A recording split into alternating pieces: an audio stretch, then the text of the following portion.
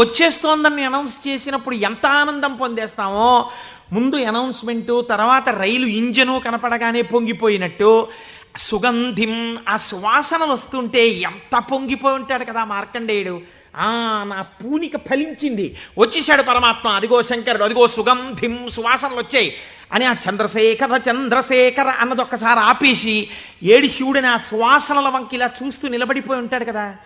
కాబట్టి శివుడు యొక్క సువాసన అలా ఉంటుంది కదా అని పొంగిపోతూ, నేను అలాంటి వాసన పీలుద్దామని, ఆయన మహాైశ్వర్యవంతుడు కలయనాయనారు.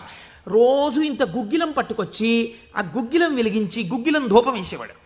ఆ ధూపం అంతా పూజ గదంతా నిండిపోతే అందులో కూర్చుని మార్కండేయుడు ఇలాగే వాసన పీల్చి ఉండి ఉంటాడు.